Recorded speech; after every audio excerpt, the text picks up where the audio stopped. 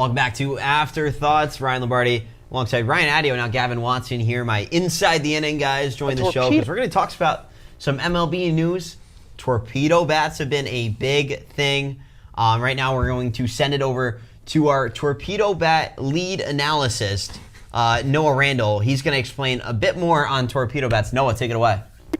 A torpedo bat, named due to its shape resembling that of a torpedo, is a customized bat that replaces the standard look of a regular bat with more wood in the barrel shifted closer to the hands of the batter. Some argue it's legal, but I would argue that it's complete garbage. My Brewers were cheated this past weekend because the Yankees are frauds. And I will not rest until everyone knows how fraudulent the New York Yankees are. The Brewers will prevail. Milwaukee still going to the series.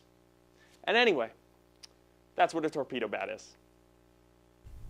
In other news, the Brewers were defeated by the Royals last night, 11-1. Is he okay? Do they have a lot of torpedo bats on the Royals? I don't know. I don't know, but the Brewers lost their fourth in a row, and they gave up double-digit runs. I don't think it was the Yankees. I think the Brewers are just an incompetent baseball team. Yeah. Anyways, that seemed a little biased. Gavin, you got a little bit more for us on torpedo bats? Yeah, Yankees, they brought in an MIT physicist to help these players. I think he worked at NASA, too. He also worked at NASA at one point. This guy has been around the block. He came in and thought of the idea of, hey, what if we move the barrel to where the ball is hit? Which, honestly, like hearing about it, I can't believe this wasn't thought of sooner. Baseball's been around for how many years? That's what I'm saying. Like, why is it just, 2025, let's come up with torpedo bats? Obviously, I know it was around last year, but... in the working, but yeah, I mean...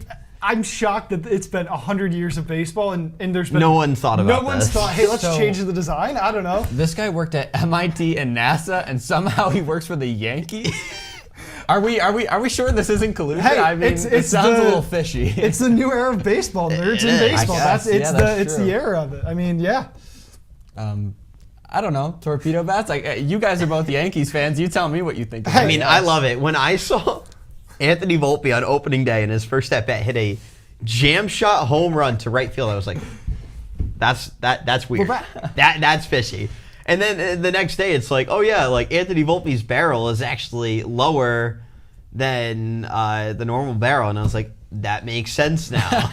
Yeah, it is a little weird that they waited until like after the game to say something. I guess they just didn't know. Hey, it worked. I mean, why make it not a secret and give it to all the other teams? I mean, this is something the Yankees are going to use. It's worked for them clearly. I mean, they put up 36 runs in 3 games versus the 15 home runs in 3 games as well. Leading the league. Their plus minus run differential plus 21 on the year. In 3 games. In 3 games. 15 homers in 3 games. That's just ridiculous. It's actually unbelievable. I won't lie. Like, it does make you think.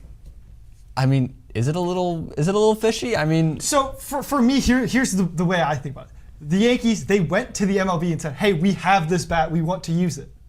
The MLB said, thumbs up, you're good to go. My second point is, Michael Kay highlighted this during a game. Do you really think Yes and the Yankees are going to be like, yeah, Michael, go ahead. Go talk about the bats that are cheating. No, I get it. That's a great idea. Thanks. Now we can't use them. And it's not just the Yankees. There is a list of players out there from multiple teams with torpedo bats. They're going to spend all kinds of money to go and get these things. But I think it's good for the game.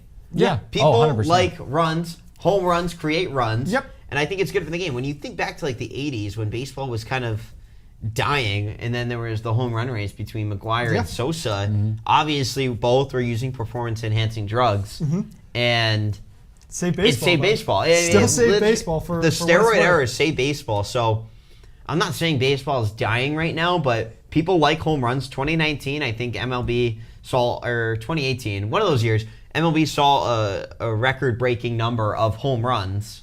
And it's not even just home runs, it's more runs being scored, which is good for the game. I think as well, you're looking at 2026 could potentially be a lockout by the owners. The CBA is up. Building as many fans who are going to try to push this forward and keep the game going. I think building fans now is going to be important, especially down the line when those negotiations start. Yeah, and after what happened in 2023 with the CBA, and we missed like a month of spring training. You have concerns, you have question marks, you're a little nervous about it, about the deals moving forward. I think it's good in one sense, bad in the other. I know a lot of people are really up in arms about the Torpedo bats. I mean, I'm the only non-Yankees fan on the table right now. Ryan's the only one in this panel that doesn't have a direct. Why are you up in arms about it? I'm not. I wouldn't say I'm up in arms. I'm here and there about it. I mean, it feels a little cheap, but it's also, hey, anyone can use this. It's not just the bats that are hitting the home runs. It's the players. Yeah, realistically, it's the same thing I talk about. Like when people are like, "Oh, Barry Bonds is a cheater. Yeah, he doesn't belong in the Hall of Fame." I mean, Barry Bonds broke the home run record. Look at his numbers before and after. He was still an over 300 hitter. Like it doesn't change his capability of hitting the baseball. It's just maybe the capability of how far he hits the baseball. Yeah. A lot of players did steroids, but none of them were Barry Bonds. I mean, yeah, a lot of players use the Torpedo bats. None of them are Aaron Judge. I mean, that's pretty straightforward. But I mean, it is good for the game of baseball. You said it. More home runs, more fun, more people watching. Yeah. Influx DRAs, everything. People love it. People absolutely love it. All right, so moving on from Torpedo bats, because I think that was like the biggest storyline, but some other storylines coming out of opening day weekend. Let's do our winners and losers segment from opening day. Who wants to share the first one? Are we starting winners? Let's start with winners. Let's start on top. Let's keep the positivity. Yeah. Well, I mean, going along with the Torpedo bats. Let's start there. Staying on that topic. The winners are the Yankees. Yeah. I mean, it's pretty evident to say. 3-0, first in the AL East. I mean, unbelievable what more showing. can you want? What more can you ask? No, I mean, not much. And even when you look at the whole weekend as a whole, I mean, Carlos Rodon gave you some really good innings. Max Fried looked really good. Obviously, the defense, which was just wild. That game was wild. The Yankees had like 4 errors. Yeah. Max Fried only gave up like 2 earned runs in 5 innings, or 4 2/3. 4 2/3. Yeah. So you got to feel good about that. And even then, the Stroh show yesterday or Sunday was really good. That's a relief for a lot of Yankees fans. That was kind of a wild card going into the years. A lot of people thought he was going to get moved. He could get moved. He could get cut. Yankees have some injuries. They need guys to fill that rotation. And Stroh's picked up the ball and been pretty good so far. I mean, 4 2/3 innings, 5 hits, 3 earned runs, 3 strikeouts. Not great, but not a horrible showing either. No. Especially on the backdrop of last season for Marcus Stroman. Yeah. Yeah, I mean, I'll be the first to say it. I was a doubter of the Yankees. It is what it is. Can you but believe now, this guy? I mean, look, it's early in the season, all right? Aaron Anything Judge could happen. Aaron Judge had like 2 at-bats, and Ryan was like, no, he's washed. No, this is a Aaron fake Judge narrative. Washed. It's not. We're not doing this. It's not. Aaron Judge had 6 extra base hits this weekend. I don't want to hear it from you. He has a 2.4. I know OPS right now. He's that washed. Is insane. Gavin, he's washed. Those are numbers we haven't seen. Where is this coming from? I never said this. He said it. He said it. I said this last season at the beginning of the season because if you go back and look at the numbers. 2 at-bats in, Ryan Adio said Aaron Judge is washed. He said he's washed. That's what he said. And don't let him tell you otherwise. I do want to point out. Can we mute his mic? All right. You got no one. Jack isn't here, so now you get to bully me. Come on, what is this? On the pitching side, outside of the starters, besides Carlos Carrasco and Devin Williams, every other Yankees reliever has not allowed a run in almost 3 innings of work for each of them. It's if you would have told me the bullpen would have been this good through opening weekend, I don't think I would have believed you. No, and the bullpen definitely had some question marks and concerns. Obviously, Luke Weaver looked great. Devin Williams looked strong at the start, and then it got interesting as it went on. But he was able to work out of it. But also, if you told me last year that Carlos Carrasco was going to be in our bullpen, I'd just like, be a New York Yankee what? in general. Yeah. Just like funny stuff all around. But I think the bullpen really locked in. We're really buying way too much into it. We're only 3 games in, but I think this is another team that could be a World Series favorite. Yeah, and I mean, if we want to move on to a team that's not only 3 games in, we can talk about the Dodgers. Yes. 6-0. They went to Japan, swept the Cubs in a 2-game series, came back home, swept the Tigers in a 3-game series, and won last night against the Braves. They're 6-0.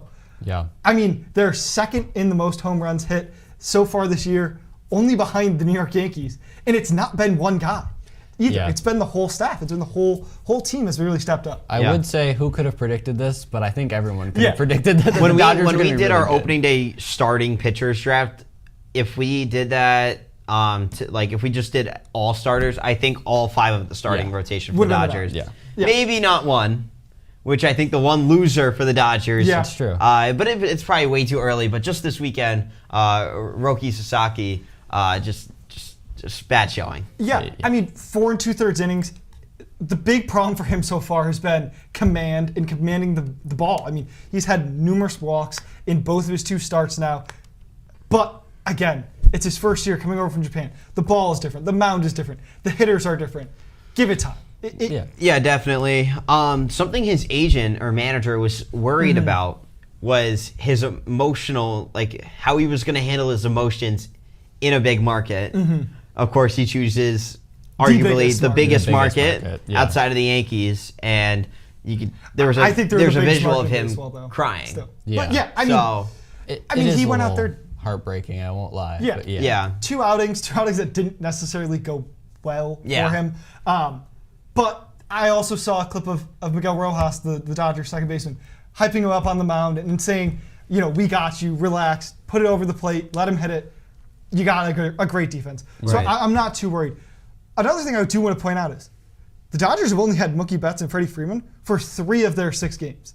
Those are 2 team leaders, 2 guys who are legit and are 2 of the Dodgers' best players. They've only had them 3 games. Obviously, Mookie Betts has dealt with a long-term illness, and Freddie Freeman with just an absolute hilarious story of slipping in the shower and rolling his ankle, and now he's day-to-day. I mean, the fact the Dodgers are putting up 29 runs without Mookie Betts and Freddie Freeman, insane. Look, I know it's they've only played a few games. We're 4 games into the season. Could we be witnessing one of the greatest teams in MLB history? We could be witnessing one of the greatest dynasties. Yes. I mean, now I just pose a question: is it ethical to be buying championships? I would say no, but I know, Gavin, you have a different opinion on this.